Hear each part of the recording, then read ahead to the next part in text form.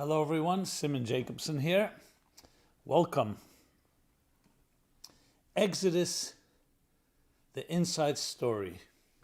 How to grow through pain and suffering. Part of our biblical series, Biblical Stories Decoded. This program is dedicated by Rita Tsalyuk to President Zelensky and the people of Ukraine who are staying strong against all odds in the war between good and evil. Perhaps the most famous story of all, the story of Exodus, turned into films, into cartoons, to books. So many historical events have identified themselves with the biblical story of Exodus. The very founding of the United States. The founding fathers often saw themselves as building the promised land and freeing themselves from religious oppression as being their exodus. They even considered Hebrew to be the language of this country. The emancipation of slavery in the United States also was compared to Exodus. The first institutionalized oppression and discrimination of a people against a people is the one documented in the Bible and the book of Exodus. But what we want to focus on is personal message, the relevance to our own emotional, spiritual, and psychological lives. And there are tremendous lessons we can learn from this classic story. So let's just lay out the biblical narrative. The narrative goes like this.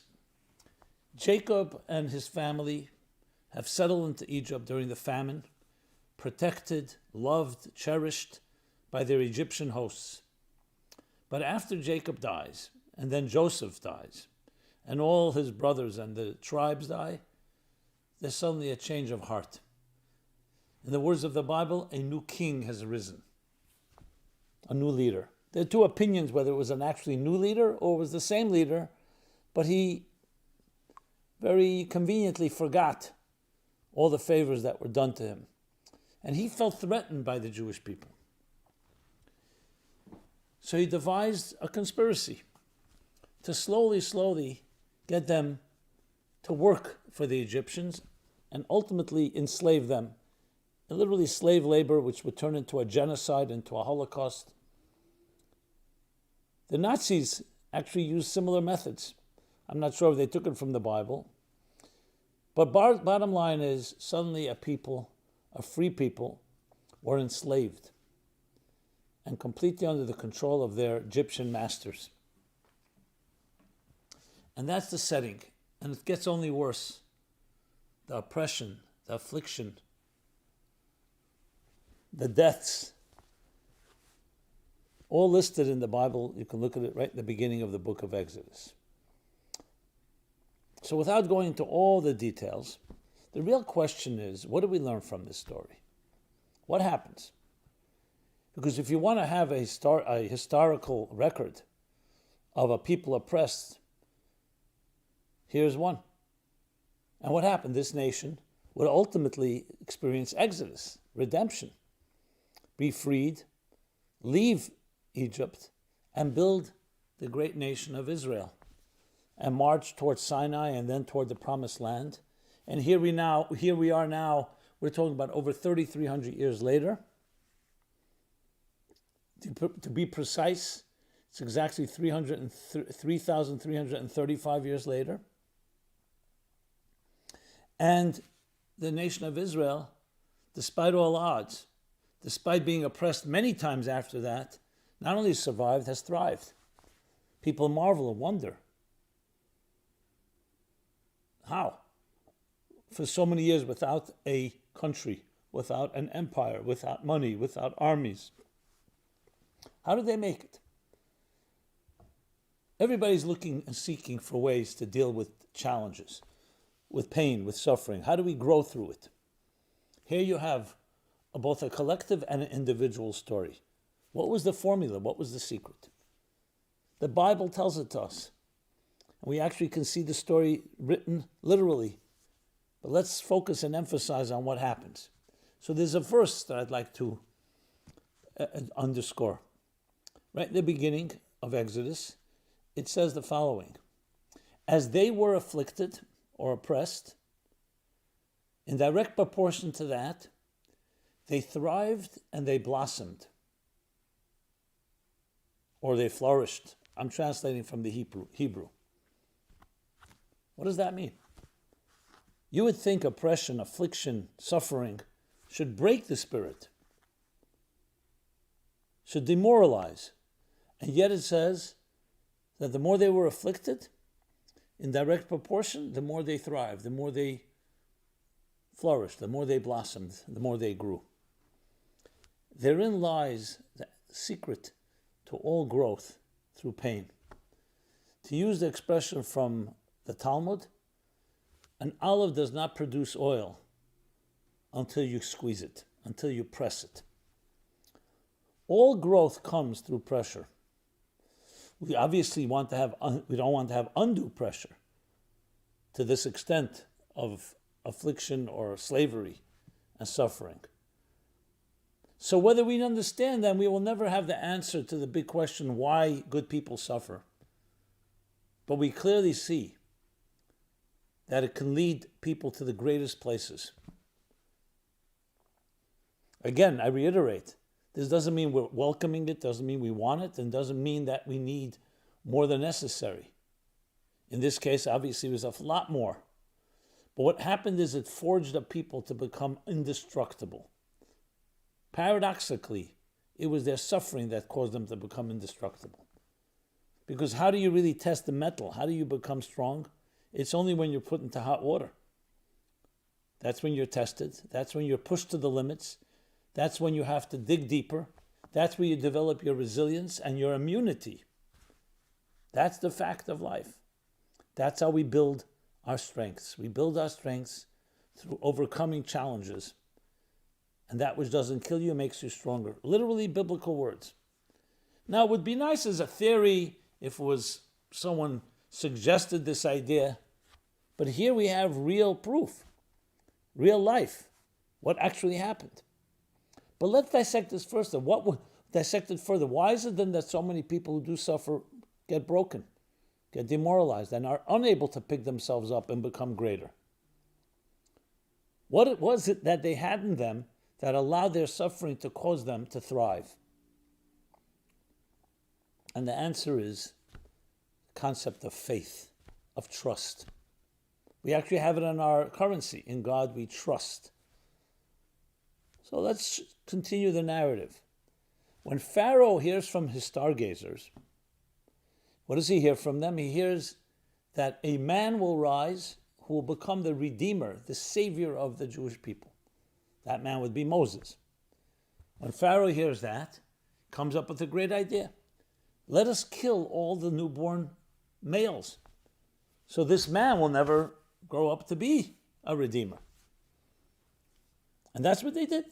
Every male child born was thrown into the river Nile. A debate broke out between the Jewish couples. The husbands came to their wives and said, as long as this terrible decree stands, let's refrain from having children. Let's refrain from having relations.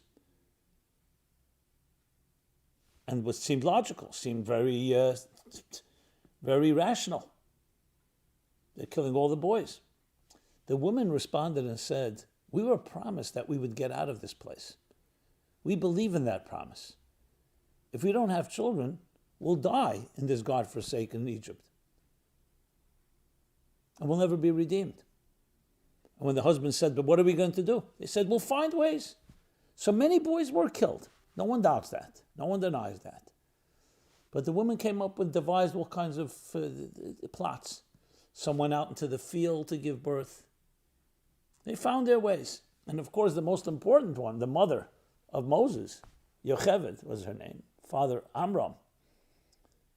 What she did when Moses was born, little baby, she took a basket, waterproofed it, and put her little baby into that basket at the edge of the river Nile and would send her daughter Miriam to watch her younger brother. It's a very moving scene of its own to hear this little girl, 6, 7, 8 years old, watching her brother.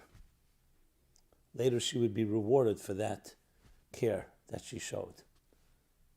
And one morning, when Pharaoh's daughter goes to bathe in the river Nile, which was also a sacred river, remember in Egypt, there was no rain, so the land was irrigated by the river Nile, by its tides, by its rise and fall.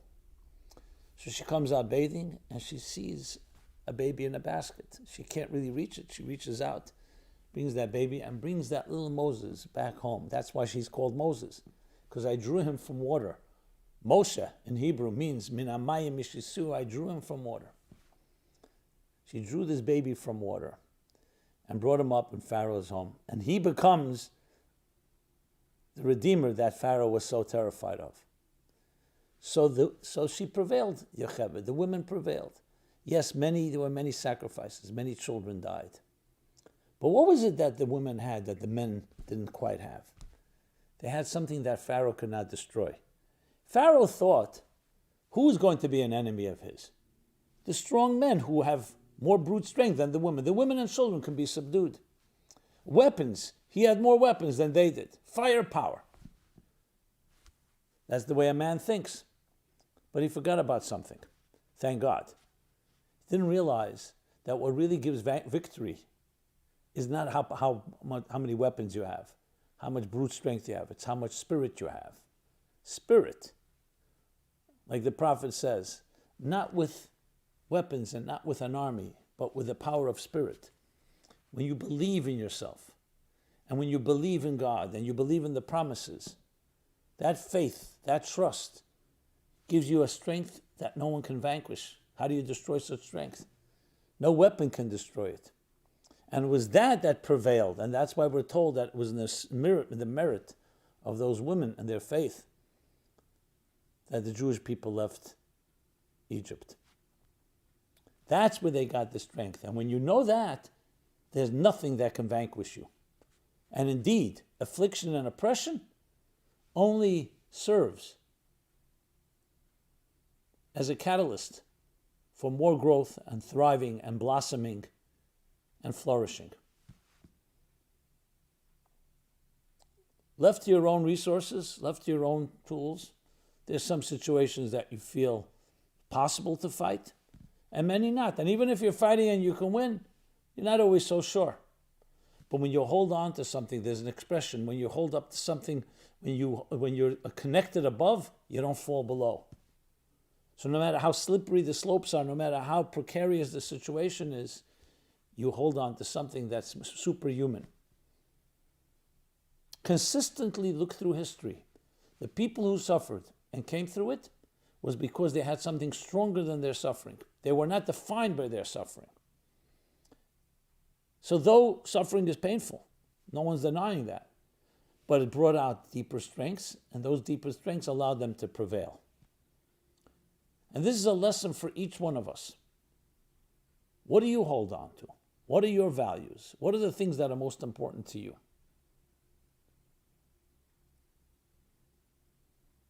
And when you're able to access that, then any challenge will ultimately serve as a springboard for growth, as it was in this particular story. During the Holocaust, they tell a story about the Blozhever Rebbe. He was one of the Hasidic masters, had many followers, many students. And they were in one of the camps, unfortunately, subject to this inhumane behavior, being treated, not just being killed, but the most bestial fashion, as we know. Just makes your blood boil when you hear of how they killed men, women, and children wantonly without any reservation. Anyway, in this particular camp, the commandant, each of them had their own sadism, the Nazis did. And this particular commandant was a sadistic individual who decided he wants to play a game. And he had the Jews line up. They dug wide trenches. Yeah, they had to dig their own trenches. And here was the game. Once the trenches were dug, music would begin to play. They loved to play music. Talk about sadism. Whoever jumps over the trench lives, and whoever doesn't gets shot right on the spot. So one of the Hasidim, one of the disciples of this Blazhever Rebbe says to him, Rebbe, in Yiddish he must have said it, enough is enough. How much more can we tolerate? Let's just give up and let our lives go back to God, our souls, and let's move on. And he said to him, no, my son, as long as we have an ounce of strength, we fight on. We don't know what the bigger plan is. Okay, and with that, the game, quote unquote, began. And in the mayhem, nobody knew who survived, who didn't survive. A few weeks later, the camps were liberated.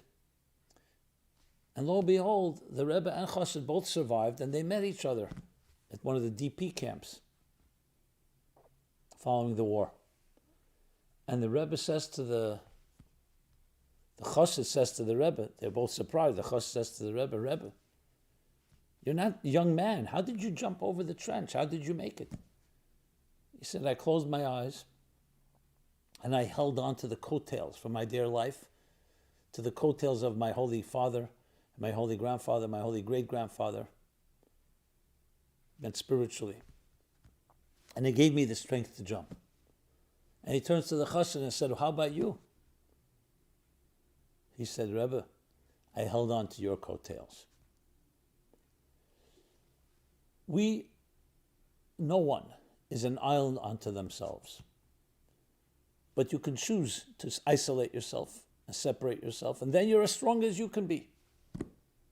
But when we're midgets that stand on the shoulders of giants, many attribute it to Newton, but it goes prior to Newton. It comes from one of the classic Jewish books on law. When you're a midget that stands on shoulders of giants, so even though you alone are shorter, but you're now standing accumulatively on the strength of those that came before you. When you hold on to eternal values that are stronger and greater than you are, so you become an extension of that eternity. That's what they held on to. And that's when suffering not only doesn't weaken you, it strengthens you.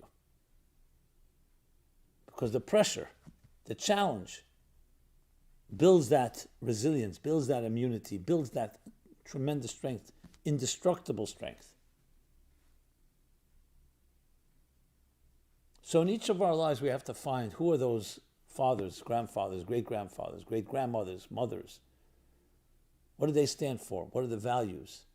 You hold on to that. Now, none of us should ever know such suffering, and hopefully our ancestors already endured it for us as well.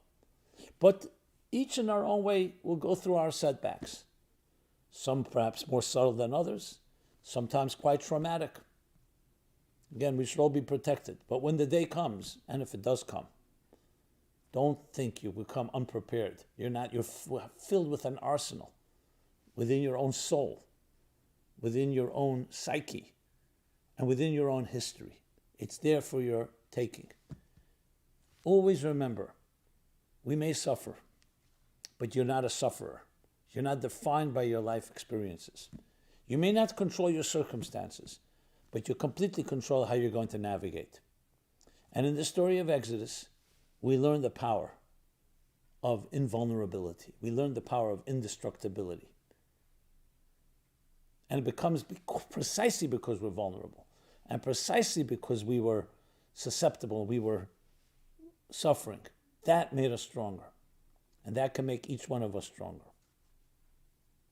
This is what we should tell ourselves and tell each other.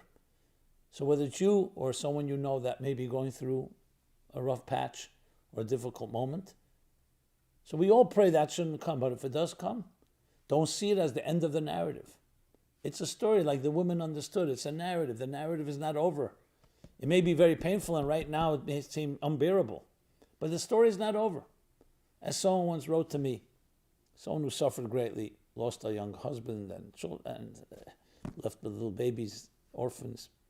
So she wrote to me, she said, in the end, all will be good.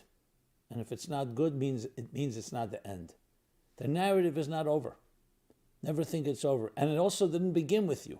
You come from generations prior to you that, if you allow it, allow them in, their values, what they stood for, their standards, their virtues, then you come with all that strength. And all that strength is more powerful than any darkness and any suffering and any setback. One of the tremendous lessons of this book of Exodus, called the Book of Redemption, that everything, even the setbacks, are part of that redemption. May we all be blessed only with revealed good, health, long life, and have the least amount of aggravation or anxiety. But everybody, that's what life is about. Everybody will go through their moment. Take this lesson to heart. It's a tremendous lesson in life that can change how you look at yourself and everything around you. And then all the darkness becomes an asset to bring much greater light. Thank you so much. This has been Simon Jacobson. MeaningfulLife.com is our website where you can find this and many other programs. Please, love to hear your feedback, comments, questions, suggestions for future programs. And please share it, pass it on, pay it forward. Thank you very much and be blessed.